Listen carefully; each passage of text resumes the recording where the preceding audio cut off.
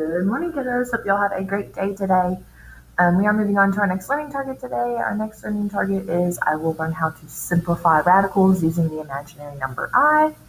You should be watching this video after you watch the YouTube video I assigned. In that YouTube video, it explained imaginary numbers and kind of what they are and how they work in depth. I think it's an excellent video that is more of an explanation than I ever got in school about what imaginary numbers were.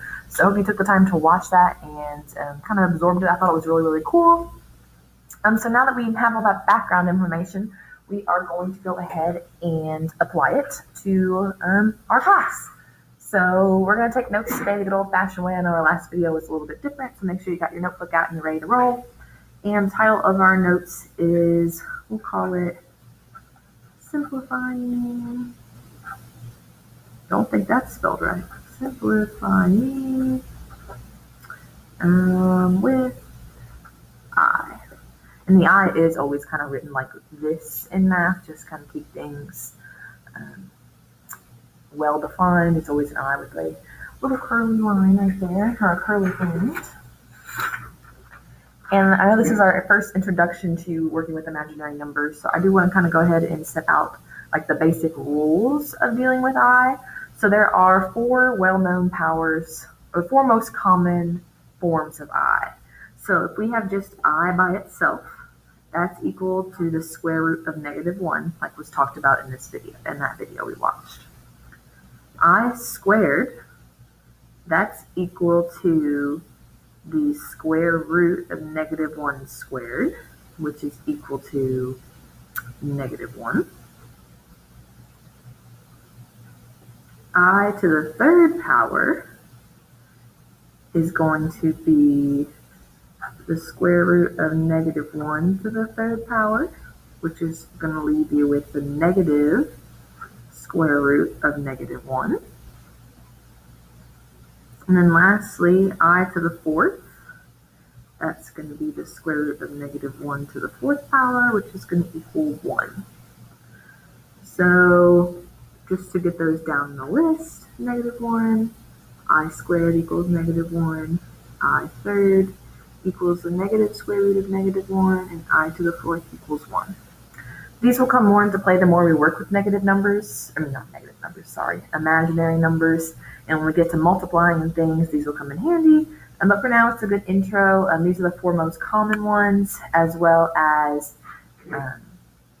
sometimes you'll be given things like, on the ACT a lot, you might be given like I to the 56th power.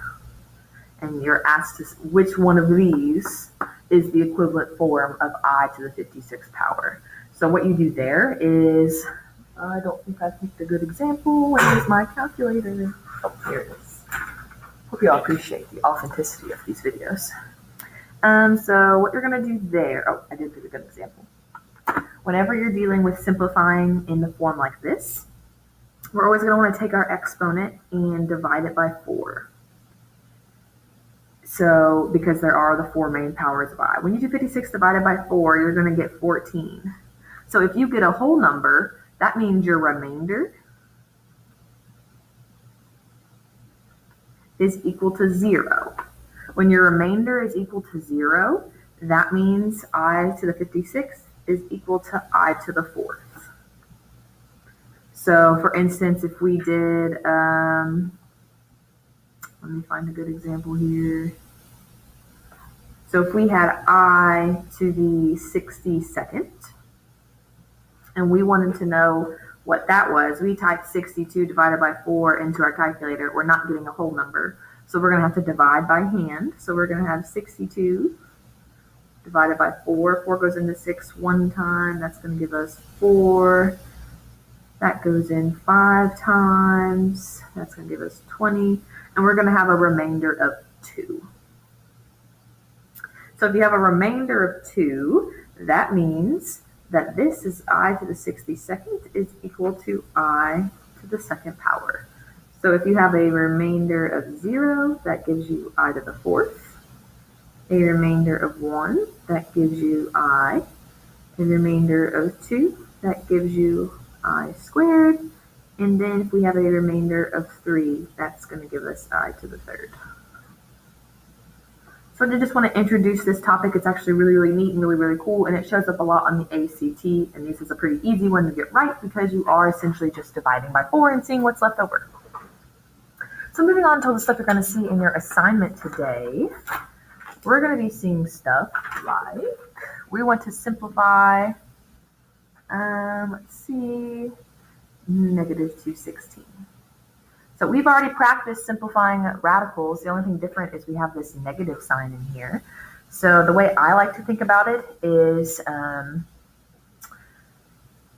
to kind of break this into two. So when we did multiplying the other day with our learning target, we know we can break this down into the square root of 216 and the square root of -1, because these two things multiplied together are going to give me -216. So we know that this equals I, so we can stop there. And then we're just able to make our factor tree with this one. Or if you prefer the perfect square method, you could do that too, but I don't think a lot of us do after teaching that, so we'll just do it the long way. 216 divided by 4 is going to give me 54. We're going to have 2 and 2. We're going to have 9 and 6. We're going to have 3 and 2. We're going to have 3 and 3. That's going to give me a pair of 2s, a pair of 3s, and this left over. What's circled goes on the outside. Circle goes on the outside. What's left over goes on the inside. So the square root of 216 is going to give me 6 radical 6. But we can't forget about this part here. The I, it always goes on the outside. So we're going to have 6I radical 6. So essentially you're doing things pretty much the same way. You just have to make sure you include this I here on the outside. So let's do another example. If we have the square root of -20, break that down. We're going to have 20. We're going to have -1. That's going to give me my I. 20. We're going to have 5 and 4. We're going to have 2 and 2. We got a pair. We got a pair in our I. That goes on the outside. And that rhymes. Pair and an I goes on the outside. That's a good way to remember it. We got 2I, and then we're going to have radical 5 left over. Okay, let's do square root of -147, square root of 147, and the square root of -1. That's going to give me I. 147, a factor is 7. So 7 and 21. That's going to give me 9 and 3. And then, no, it's not. It's going to give me 7 and 3. Don't be like me and not know your multiplication facts. So then I'm going to have a pair of 7s, a 3 left over. My pair and my I go on the outside. And then 7I radical 3. We'll finish it up with one last example here. -125. So this should seem really, really easy because we've already learned how to do this and you all have already mastered this. That's going to give us I. That's going to be 5 and 5. Nope, that is, don't be like me. 125 divided by 5 gives you 25, obviously. 5 and 25. There we go. Now it's 5 and 5. We got a pair on our I's. So 5I radical 5. So if this seems super duper easy, that is great. If not, you all know to reach out with questions.